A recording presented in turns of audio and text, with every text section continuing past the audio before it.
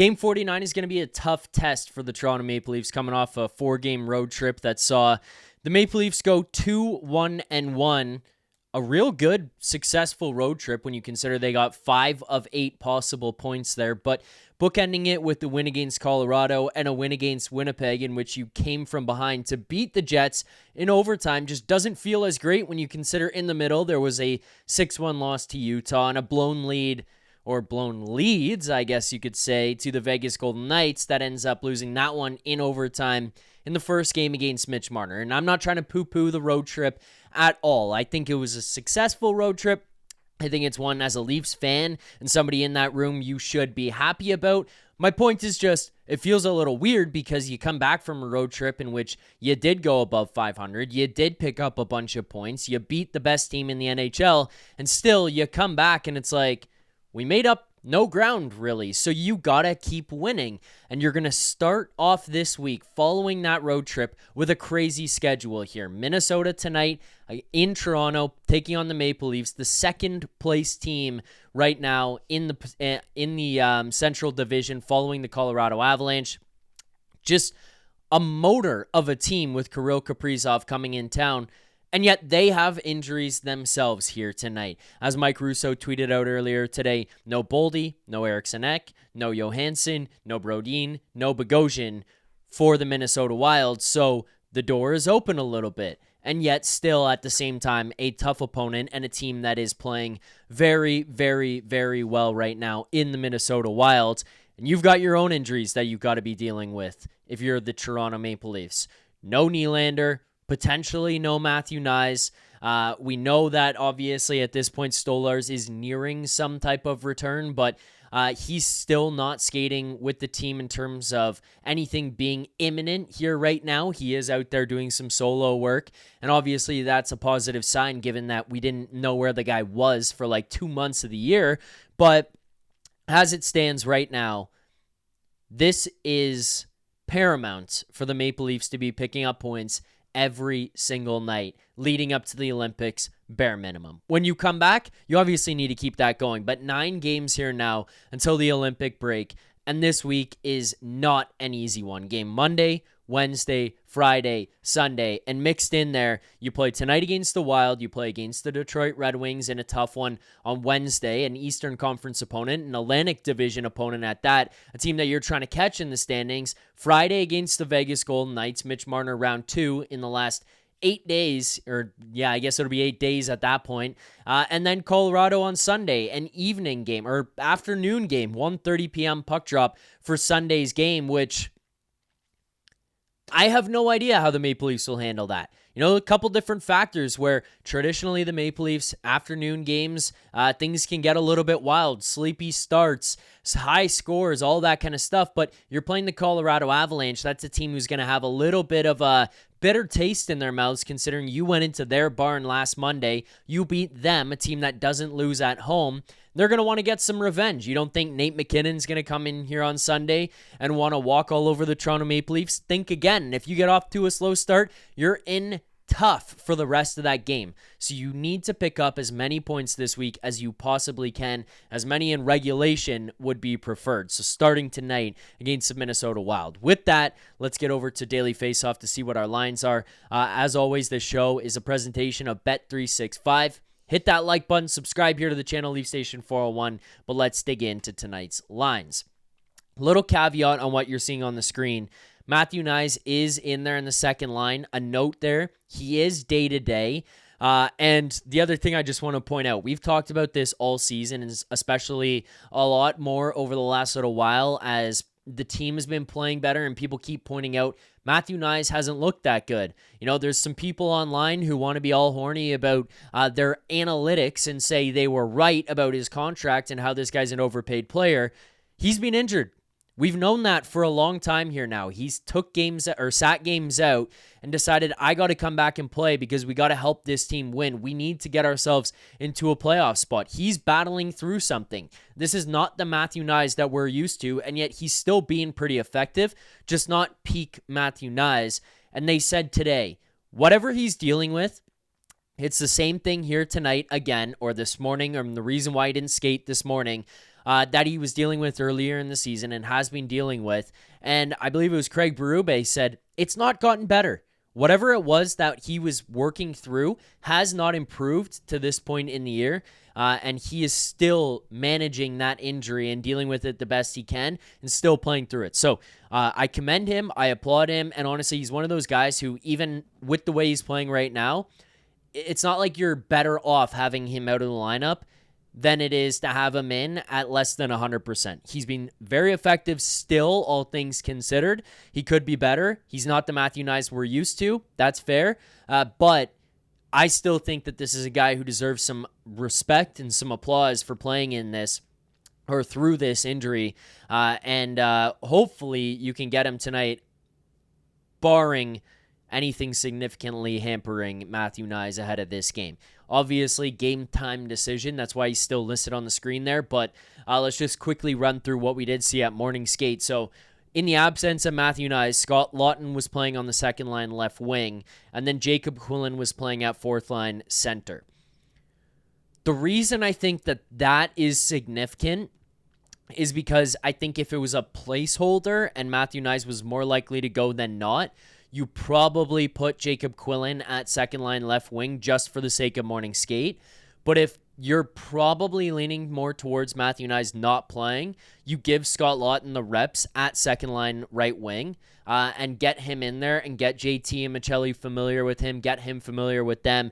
And it also gives Jacob Quillen an opportunity to take morning skate as your fourth line center. So that's just speculation. That's my opinion on how I think this would work. But traditionally, you would see a placeholder if a guy was just absent and would be playing in the game that night. You know, you get the extra guy, you get the healthy scratch to fill into the hole. And it's not a guy that is going to be playing there that night. If it's a guy that actually could be, or the guy actually is leaning probably towards not playing, you do tend to change some things up and move guys around. And that's kind of the vibe that I got from Scott Laughton skating on the second line right wing, which I don't hate, to be completely honest with you, especially if Matthew Knies is out. So Scott Laughton did skate on the second line right wing. I kind of get the opinion that Matthew Knies won't play. I could be wrong here within the next 3 hours or 2.5 by the time the Leafs hit the ice for warm-up. Your third line stays intact, which I do like. Houston Cowan, Nick Waugh, Nick Robertson. First line stays intact. Bobby McMahon, Austin Matthews, Max Domi. The only thing I'll say for the first line, they got to play more in the offensive zone, because at times, if they do get caught in the defensive zone, the line as a whole can get hampered. They can get stuck in their zone and get trapped a little bit. Playing in the offensive zone, obviously more ideal for everybody in the lineup, no kidding. But when it comes to defensive deficiencies, you do have a right winger playing with you right now, Max Domi, who can be liable for blown coverages, puck watching, getting lost a little bit in the defensive zone, and kind of making you have to play 5-on-4 hockey a little bit. I like what he's bringing offensively. I love the chemistry he's found with Austin Matthews, so I got no complaints there. And I don't really have a complaint about Max Domi actually in general playing on the first line right now. I'm going to kind of just let that one ride, but I don't know if it's just making sure that you're putting them out there for neutral zone and offensive zone faceoffs more often than you are defensive zones. I don't know if it's making sure that the D pairing you're putting them out there with is a little bit more better suited to handle the defensive responsibilities to kind of make up for what Max Domi can lose for you. And I'm not trying to torch Max Domi on the pregame, but it is a very real thing you deal with that line, where at times you can see, oh shit, here we go. They just spent 45 seconds in the offensive zone. Now you're pinned in the D zone. Guy gets lost. Guy gets puck watching. Matthews goes low to support. D-man gets open. A winger gets open because somebody loses a guy, or somebody doesn't trust somebody else in the D zone, and things fall apart and the puck's in the back of your net.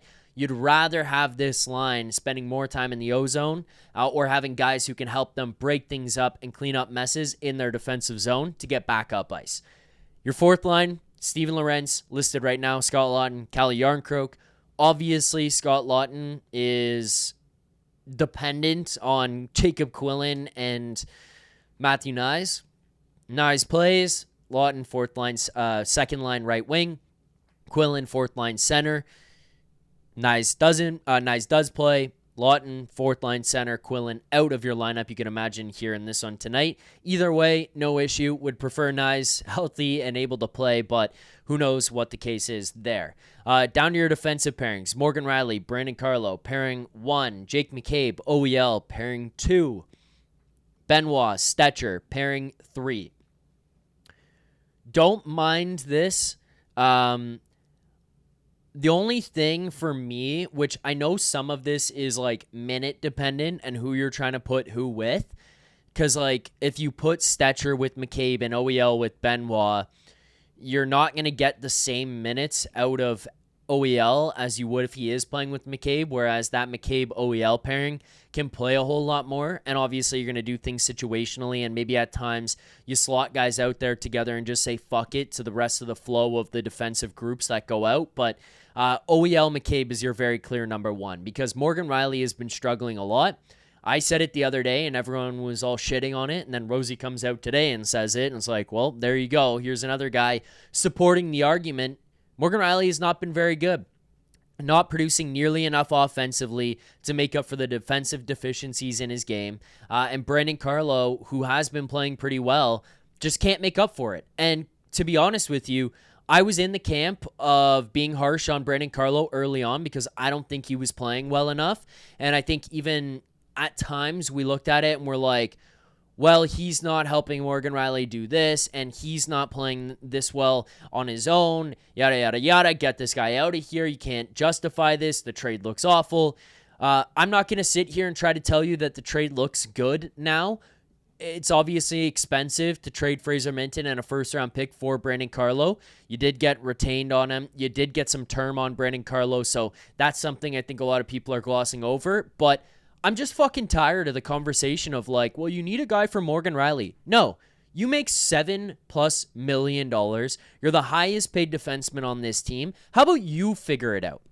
How about you play better? How about you bring something more to the table instead of always having to have your defense partner be the guy who's going to prop you up? If you're a $7+ million defenseman and you're the highest paid guy on the defensive side of the bench, you should be able to carry your own pairing. Like, enough of this conversation about, oh, well, Brandon Carlo's not the right guy. Brandon Carlo is playing really well right now. So fuck off with that, because this is a guy who's playing well and is having his partner, who makes significantly more than him and most guys on on your D-core, you're having him drag you down. You're having that guy be a problem for you in your own zone. You're having to make up for so much shit of what that guy is doing. It's getting ridiculous. Like, he either needs to be contributing at a ridiculous clip offensively to make up for the other side of the puck, or he just needs to get better at playing in the defensive zone and on the defensive side of the puck, because guess what, Morgan Rielly? You are a defenseman. You are a defenseman. And I'm not trying to scapegoat the guy or anything right now. They are playing well as a team. They are picking up points. They are winning games. But ultimately, you need your guy who you're paying the most to on the back end to play like the guy who's making the most on your back end. I just am sick of the conversation of, oh, well, Brandon Carlo doesn't do this for him, or this D partner doesn't work for Morgan Rielly, or you got to do this for Morgan Rielly. Oh, fuck that. Make the guy play somewhere else in your lineup then. Make him play 10 minutes a night. Get him somebody else to play with him.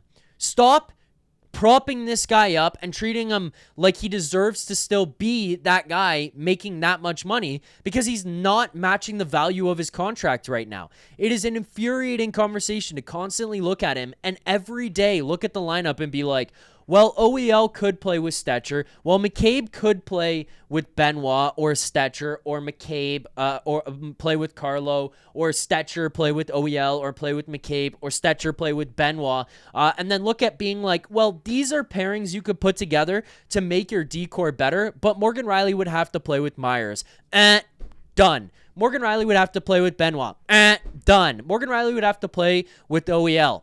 Done. Like, holy fucking shit. How about you figure your shit out and you play better and you be more reliable? Because right now, You basically need a magic eraser to go on the ice to be his D partner to get rid of all the bullshit he does in his own zone and in transition. He's slow. He doesn't get to pucks. He doesn't win battles. He loses his guy in the defensive zone. It's a mess with this guy defensively. You're at the point where if you're still looking for a top 6 winger, you might as well put Morgan Rielly as your top 6 winger because you're paying him the same amount you'd want your fucking top 6 winger to be making. And when you consider some of the guys you have up there who aren't the best defensively, Morgan Rielly might just match it. Okay, here's a guy who can bring you some offense and bring you some points, but he's got jack shit on the defensive side of the puck. Perfect.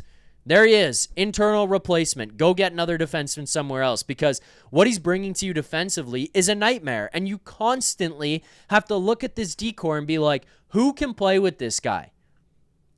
And that's not fair to the rest of the decor who's finding ways to play no matter their age, no matter their contracts, no matter waivers. It doesn't fucking matter. These guys are playing well right now, and he is this black hole on the ice where it's just like he sucks up anything good happening in the defensive zone and makes you scramble.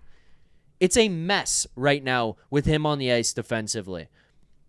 It's shit. I don't want to just like make him the scapegoat of the defensive problems, but look at his plus minus every game. Look at the goals that are being scored. Look at his plus minus this season. It's unreal how much damage he has done defensively. And now Brandon Carlo comes back and everyone wants to pinpoint Brandon Carlo as the problem. Maybe it's not him. Maybe it's the guy beside him. And I thought Carlo's been playing well. But those are your D pairs. Power play units for tonight: Knies, Tavares, Michelli, Matthews, Morgan Rielly listed as your first unit. McMahon, Cowan, Robertson, Domi, and OEL listed as your second unit. Just a quick note on that. That's obviously dependent on if Matthew Knies does play in this game tonight. So just be aware of that because at skate this morning, it was Rielly, Michelli, Tavares, Matthews, and McMahon. And then your second unit was OEL, Domi, Robertson, Cowan, and Waugh. McMahon just being the fill piece for what Matthew Knies does for you. So those are your lineups for 1 through 4, your defensive pairings, power play, all of that. And then when it gets to your goaltenders for tonight's game, you're going to get Filip Gustavsson on the other side. For the Minnesota Wild, that is confirmed, and Joseph Woll confirmed to be your starting goaltender for the Toronto Maple Leafs in this matchup. All right, let's now get to our best bet segment. Best bets have been going a whole lot better here on the pregame show as of late, but we're still fighting to get some type of lead, much like the Toronto Maple Leafs are in the standings, which is kind of funny considering how the bets went with the season being bad early, and now all of a sudden things get better, and the bets kind of match that, and the fact that we're still fighting to gain any type of ground on a positive return for this season is kind of funny, matching that up with what the Leafs are trying to do in terms of a playoff spot. So our best bet segment is a presentation of Bet365. Whatever your bet is, it's never ordinary at Bet365. Use code NATION. That's NATION, code NATION. NATION. Must be 19 or older, Ontario only. Please play responsibly. If you or someone you know has a gambling problem, visit connectsontario.ca. Best bet for tonight will be revealed in one moment. Just quickly looking. Sides and totals. Minnesota -110. The Maple Leafs -110. Looks like the Leafs now getting a lot more respect. Obviously, part of this also has to do with some of the guys out of the lineup for Minnesota, as we listed earlier on in the show, just getting into some of the injuries that Russo had tweeted out today. Your total in this one is 6 -110. Either side, balanced in terms of money line, balanced in terms of total. I think personally in this, I would lean more towards an under if I had to bet anything. You're getting a good goaltender in Filip Gustavsson. You're getting a goaltender who's going to look to have some type of cleaner night than what he had on Thursday night in Vegas in Joseph Woll. You know, there's a lot that I think he would want back. We talked about it on the postgame show. It wasn't to put the blame at the feet of Joseph Woll for that loss. Everybody could have been better in that one, but Joseph Woll definitely had some moments that I thought, hey, maybe that could have been saved. Hey, maybe he could have bailed them out in that situation. He didn't. It is what it is. Again, he's just part of what happened and what went wrong in that game. It's not all on him, but Your team did score 5 goals. He gave up 6. I'm certain he's going to want to have a response game tonight. So I'm willing to bet on Joseph Woll to have that tonight. I would lean towards the under 6 at -110. For your best bet tonight, though, we're going in a little bit of a long shot direction for this. We're going to click the Show More tab, scroll down on your screens till you get to around plus 800 there, and we're going to go with a Scott Laughton anytime goal, and we're actually going to take a swing. I'm going Scott Laughton anytime goal plus 800 half unit. $50 on this one, half unit will profit you $400 tonight. We're taking a swing. We're trying to make up some ground. If we lose this, we go down 0.5. We're currently sitting at even, dead flat 0 on the year. If we win this tonight, we go up 4 units, and we've got some room to work with here over the next little while. I think this is high risk, high reward, low risk on this one, I should say. Sorry. If Laughton plays in your top 6, I kind of get that vibe that he's going to be like a dog on a bone tonight. Just absolutely hunting pucks, getting to the front of the net, playing that Matthew Knies role. Maybe better than Knies has been recently because of Knies' injury holding him back, where Laughton can approach this at 100% health, can bring that intensity into like 17, 18, 19 minutes a night, can play some tough matchups, can go into there and be like, I'm going to seize this opportunity to play in the top 6, to play wing with John Tavares. I just see him getting opportunities at 5-on-5. I think he's a guy who, with Lorenz here now, has shown an ability to make things happen on the penalty killing side. I wouldn't necessarily bet on the Leafs to score shorthanded, but I just think Scott Laughton is going to take this opportunity if he does play in the top 6 and really show out. With that, I mean, I'm sorry, Bet365, I'm taking advantage, but everyone else in the sportsbook world here has moved the Scott Laughton number down. Plus 500s, plus 550s, 600s in some places, 400s in some places. Bet365 currently the only one hanging out plus 800 right now. I think you get an amazing number. And then the reason I say low risk is because plus 800 is basically the number you're getting if Scott Laughton is playing in your bottom 6, at which point I probably still on a lot of nights would be willing to bet on a Scott Laughton anytime goal in your bottom 6 at plus 800. So I feel comfortable even if he was in your bottom 6. But the fact that he's actually playing potentially in your top 6 and is at plus 800 and hasn't moved, I'm willing to take that. Like, I think a Scott Laughton bottom 6 can absolutely eat against Foligno, Haight, Hinostroza, Jones, Sturm, Pitlick, however he gets matched up in the bottom 6. If he goes against them, I think he can take advantage. And then when it comes to him playing in the top 6, a little bit of a tougher situation, but I just think he's a guy who rises to the occasion. And very clearly, once you get to plus 800 for a top 6 role, I think you're in a good spot. So I'm going to go Scott Laughton, anytime goal, $50, half unit on that one, a profit $400 tonight at plus 800. That is your best bet for tonight's game. Hit that like button, subscribe here to the channel, Leaf Station 401.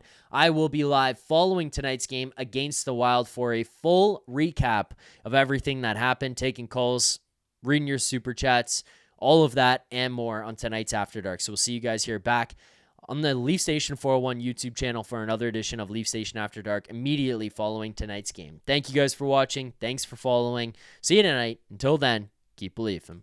For more content just like this, including game previews, post-game live shows, Leafs Morning Take Monday through Friday with Nick Alberga and Jay Rosehill with special guests, as well as instant reaction videos, make sure to be subscribed here to the Leafs Nation YouTube channel. Turn on notifications so you don't miss anything, and drop a like.